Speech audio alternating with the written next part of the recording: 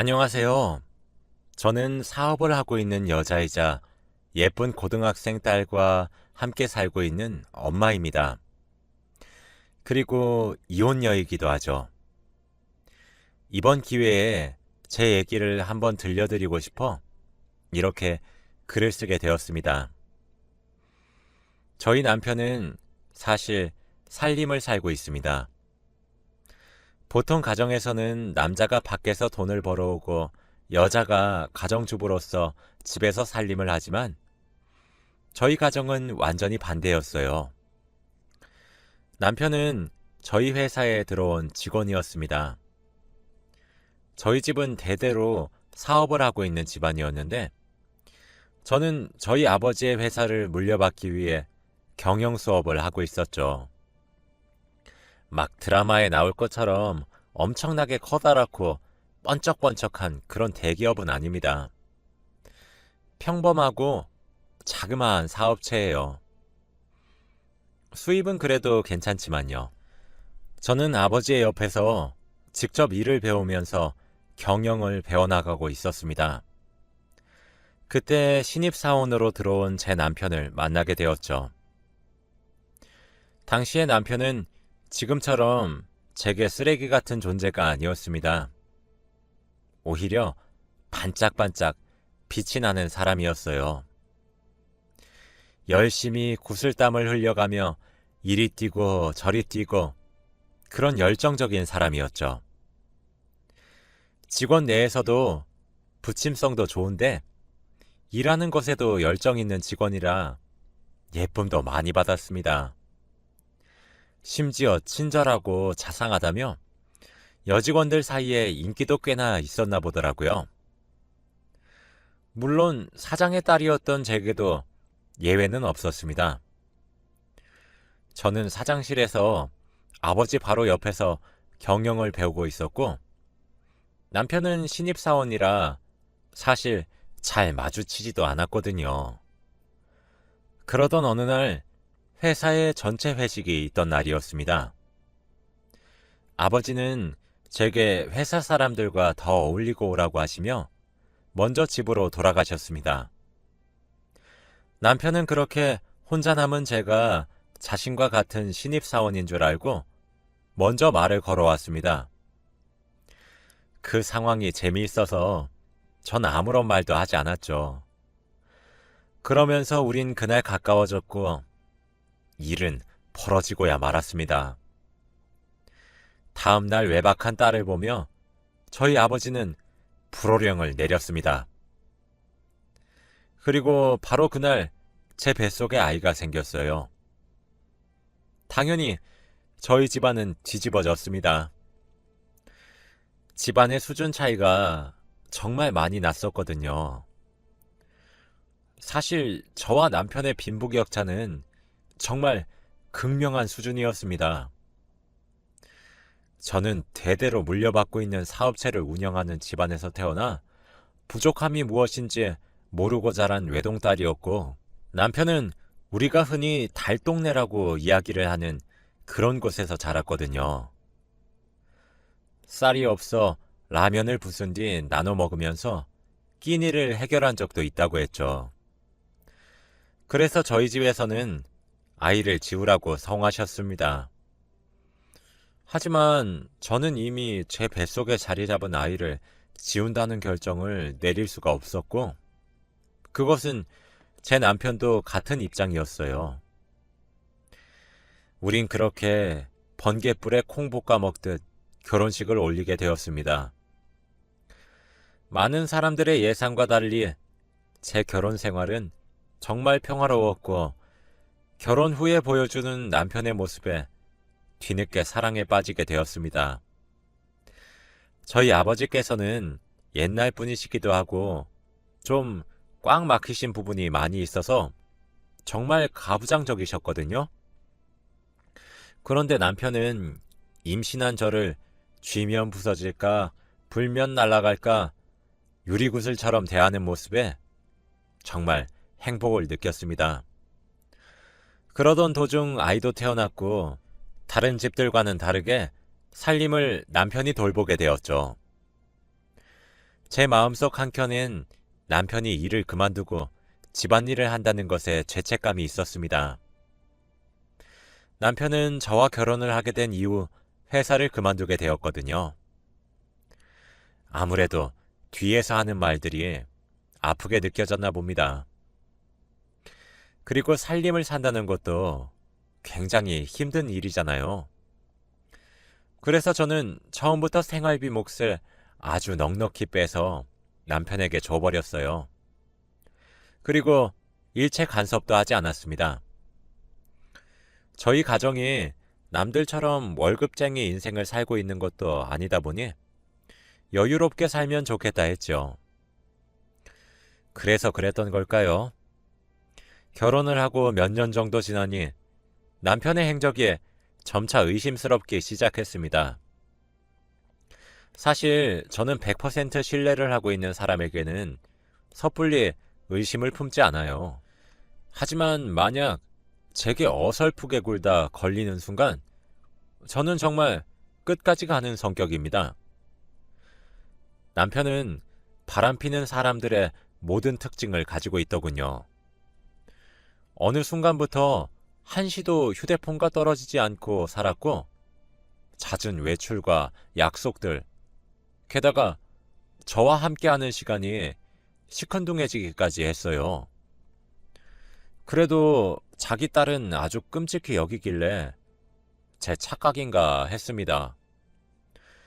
그러던 어느 날 저는 해외로 출장을 가게 되었어요. 그런데 생각보다 해외에서의 일이 빠르게 마무리가 되어서 원래 일정보다 이틀 정도 빠르게 귀국할 수 있었죠.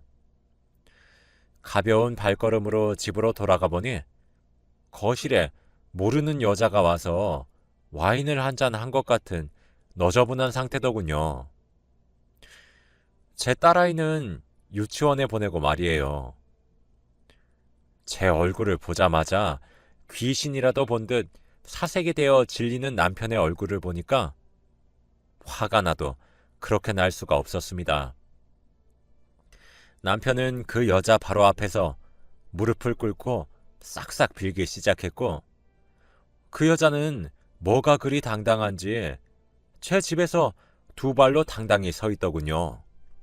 저는 그들의 꼴을 보자마자 동영상을 촬영했고 바로 경찰에 간통죄로 신고했습니다. 이혼 소송을 시작했어요. 하지만 매일 밤마다 울면서 아빠를 찾는 딸아이의 모습과 자기가 정말 미쳤던 것이 분명하다며 정말 딱 한 번의 실수였다며 싹싹 비는 남편의 모습에 생각을 바꾸게 되었어요. 그 이후로도 남편의 얼굴을 가만히 보고 있으면 갈라서고 싶은 마음은 정말 굴뚝 같았습니다. 하지만 차마 아이의 얼굴을 보니 이혼 소송을 계속할 수는 없겠더라고요.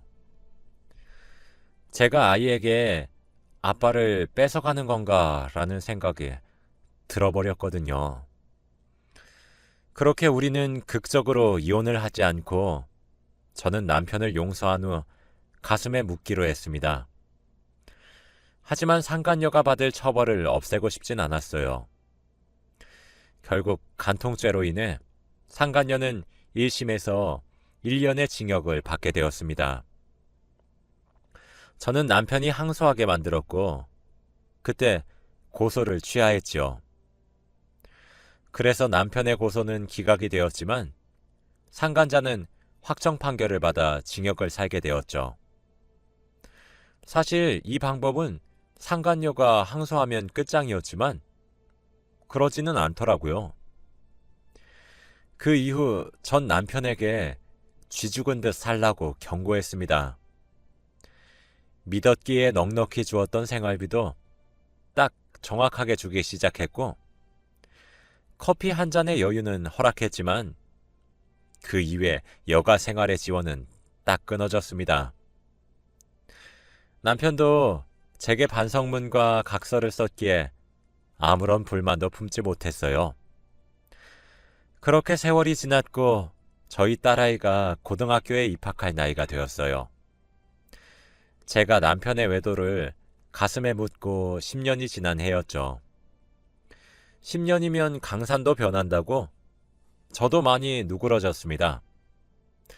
그리고 남편도 무너진 신뢰를 회복하기 위해서인지 저와 딸아이에게 정성을 쏟기 시작했죠.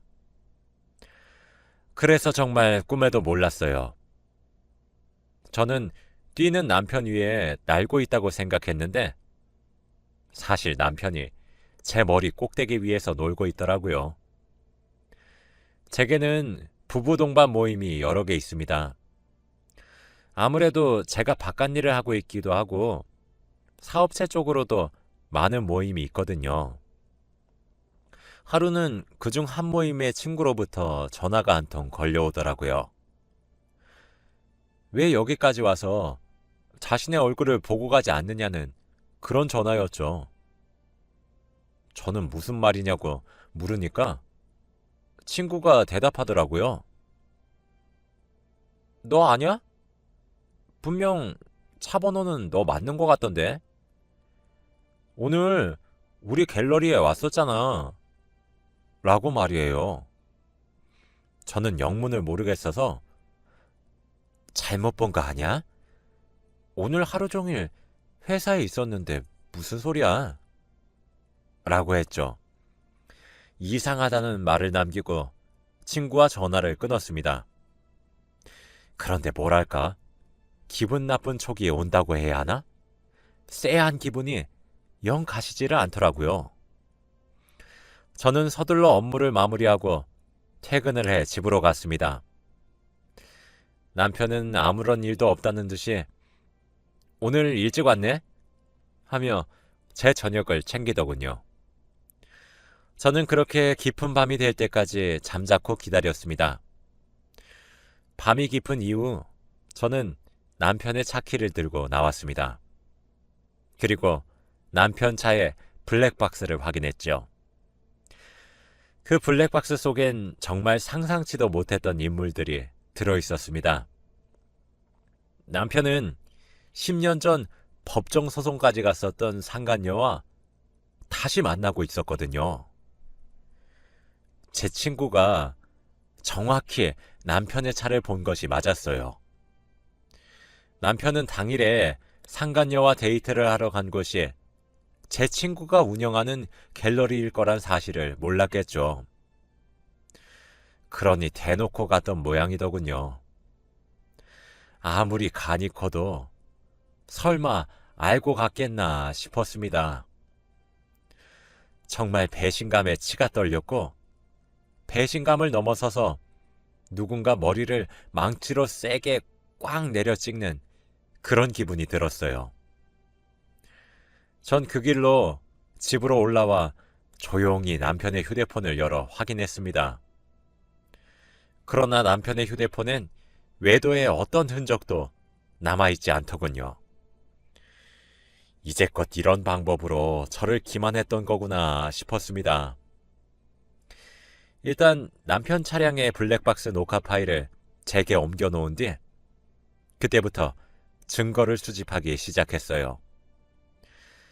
남편은 저를 출근시킨 이후 딸도 학교에 보내고 난 뒤에 그 여자를 만나러 가더군요. 일주일에 딱 3번 정도 만나고 있었어요. 상당히 규칙적인 만남이었죠. 저는 모든 사실을 알고 난 이후 남편이 사용하고 있는 생활비 통장 또한 조회해 보았습니다. 매달 제가 넣어주는 많은 양의 생활비는 전부 그 여자와 남편의 외도에 들어가고 있었어요. 그리고 제게 정말 충격적이었던 부분은 제가 관리하고 있는 건물의 월세를 남편이 받고 있더라고요. 어쩐지 생활비로는 턱없이 모자랄 정도의 사치를 즐기며 외도를 하는데 그 돈이 다 어디서 났나 싶긴 했습니다. 세입자에게 급히 연락을 해보니 남편이 따로 찾아와 월세를 자신의 계좌로 입금할 것을 요구했다고 하더라고요. 솔직히 제가 관리에 소홀했고 미흡했었던 사실은 인정합니다. 회사 일로도 바빠서 제 생각보다 오랜 기간 동안 제 돈을 남편이 빼돌린다는 사실을 몰랐던 것도 제가 너무 무지했기 때문이죠. 하지만 아무리 그렇다 할지라도 관리에 소홀한 아내를 보며 그 많은 돈을 그렇게 오랜 기간 동안 빼돌릴 수 있다고 보시나요? 믿는 도끼에 발등에 찍힌 수준 정도가 아니었습니다. 진짜 사람 속이 부글부글 끓었어요. 저는 바로 변호사를 선임했습니다. 변호사가 그러더라고요. 보통 상간녀 소송을 하는 이유는 법정 싸움까지 가면 아무리 불륜까지 저지른 사이라고 하더라도 서로 네가 못났니 내가 잘났니 하며 싸워서 사이가 파탄이 나는데 아주 이례적으로 계속 만나는 경우가 있다고 하더라고요. 그리고 제 경우가 그 이례적인 경우였죠. 이 경우에는 상간녀에게 상간자 소송을 준비할 수 있다고 합니다. 저는 그래서 그와 동시에 이혼 소송도 함께 준비하기 시작했어요. 솔직히 저로서는 남편의 행동이 정말 이해가 되지 않았습니다. 소장을 날림과 동시에 상간녀가 남편에게 연락을 한 모양이에요. 집으로 돌아가니 오줌 마려운 강아지 마냥 제 주위를 안절부절하며 맴돌더군요. 꼴을 보아하니 상간녀에게 자초지종을 들은 듯해 보였습니다. 저는 옷을 갈아입으며 물어봤죠. 제가 뭘 그렇게 못해줘서 가정을 버리면서까지 그 여자를 만나야 했냐고 말이에요. 남편은 하얗게 질려 말도 더듬기 시작했습니다. 그런 모습을 눈앞에서 보고 있자니 화가 치밀어 오르기 시작했어요. 저는 미친 듯이 화가 났고 남편을 매섭게 다그치기 시작했습니다. 구석에 몰린 남편은 제게 소리치더군요. 그래, 당신이 이래서 내가 바람 폈다 왜? 당신이 밖에서 돈 좀 번다고 날 이렇게 무시해도 되는 거야? 내가 집에 처박혀서 집안일이나 하고 있으니 그래, 내가 얼마나 우습겠어. 당신은 나를 한없이 초라하고 작고 비참하게 만들었는데 그 사람은 날 항상 존중해줬어. 그래서 만났어. 왜? 내가 뭐 그리 큰 죄를 지었어? 우리 결혼 생활만 17년째야. 바깥바람 한 번씩 쐬어주는 게 그리 큰 죄야? 라고 말이에요. 전 정말 그 순간 제가 잘못한 줄 알았습니다. 남편의 태도가 너무 당당해서 말이죠. 저는 걔가 당신을 존중했다고? 당신을 존중한 게 아니라 당신이 쓰고 다녔던 내 돈을 존중한 거겠지. 라고 비꼬았습니다. 그날 이후 남편은 대놓고 밖으로 나돌기 시작했어요. 아마 제가 10년 전 남편의 외도를 한번 눈 감아준 적이 있었기 때문에 이번에도 제가 이혼까지 선택하지 못할 것이라고 예상했나 보더라고요. 사실 남편의 예상이 처음엔 맞았었습니다. 저도 본보기를 보여주기 위해 이혼이란 카드를 꺼내었던 것이지 실제로 이혼하기에는 저도 용기가 나질 않았거든요.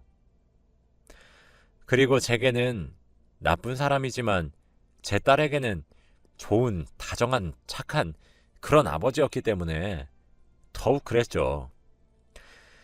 그런데 하루는 딸아이가 제게 연락을 해오더라고요. 밖에서 단 둘이 맛있는 음식을 먹으러 가자고 말이에요. 그때까지는 몰랐습니다. 딸아이가 무슨 심정이었을지 말이죠. 저는 오랜만에 하는 딸과의 데이트라 즐겁게 시간을 보내기만 했었는데 집으로 돌아가는 길에 딸이 제게 무언가 보여주며 엄마, 이혼하면 안 돼? 라고 말을 하는 게 아니겠습니까? 딸이 보여준 것은 남편이 남편의 차 안에서 그 여자와 행복한 시간을 보내는 영상이었습니다. 딸은 거리가 조금 떨어진 곳에서 영상을 찍기 시작했더군요. 본인도 찍으면서 많이 놀란 모양인지 중간중간 딸이 숨을 들이키는 소리들도 함께 녹음되어 있었습니다. 저는 딸이 이런 동영상을 제게 보여주기까지 얼마나 많은 생각을 했었을지 너무나 안쓰러웠고, 그리고 무슨 심정으로 이런 영상을 찍었을지 감히 그 심정을 짐작조차 할 수 없어 남편에게 미친 듯이 화가 나기 시작했습니다.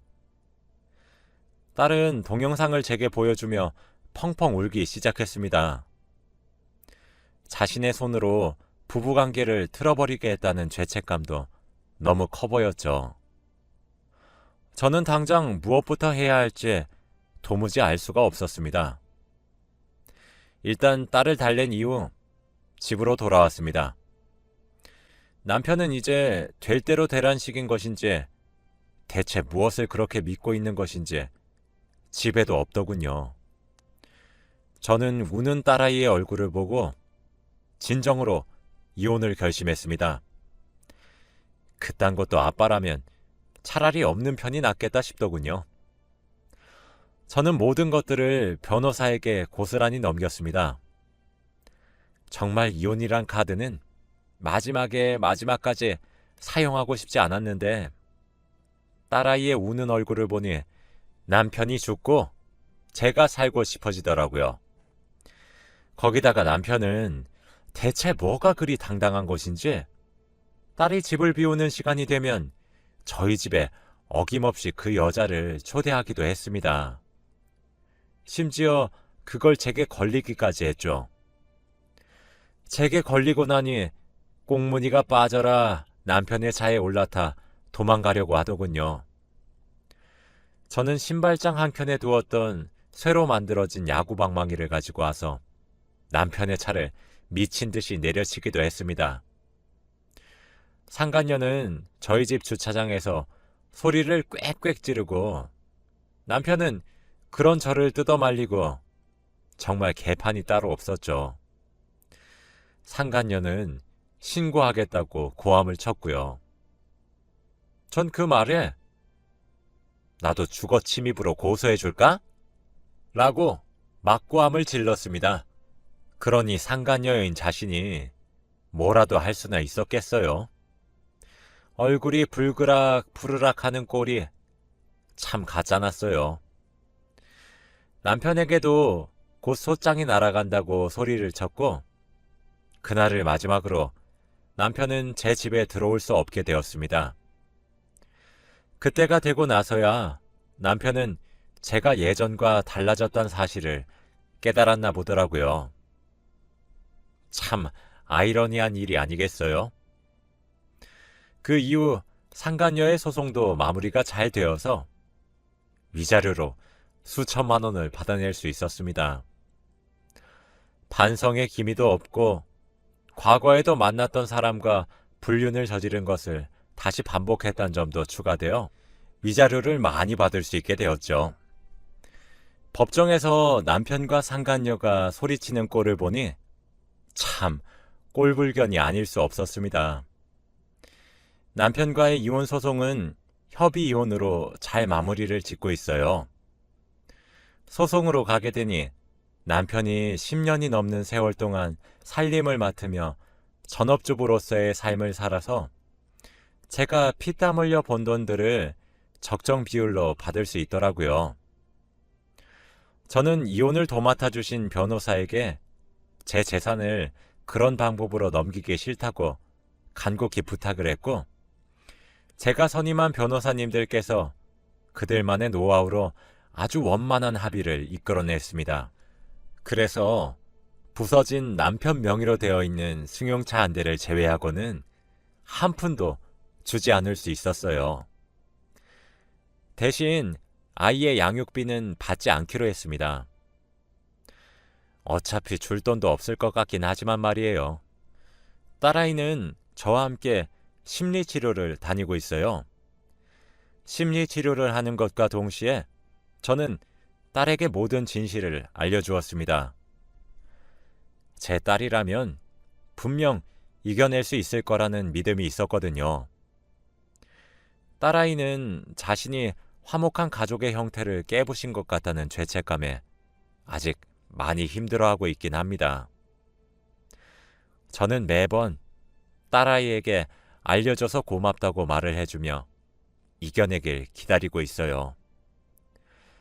아마 제 남편이자 본인의 아버지인 그 사람을 용서하지 못하겠죠. 참, 저는 인생에 있어서 알 만큼 아는 나이가 되었다고 생각했는데 아직도 인생은 참 알다가도 모르겠습니다. 사람 마음 하나 제대로 알기도 어렵고 사람과 사람 사이에 많은 관계가 얽혀 있다는 사실이 아직도 많이 어렵네요. 남편은 그 이후 지금이라도 가정으로 돌아가면 안 되겠냐며 사정을 하고 있지만 저와 딸아이는 받은 상처가 너무 커서 그런지 남편의 그림자 한 자락도 꼴 보기가 싫어요. 시간은 많이 걸리겠지만 저도 딸아이도 이번에 받은 상처를 딛고 한층 더 성장하길 바라는 마음뿐입니다. 제 긴 이야기를 들어주셔서 정말 감사합니다.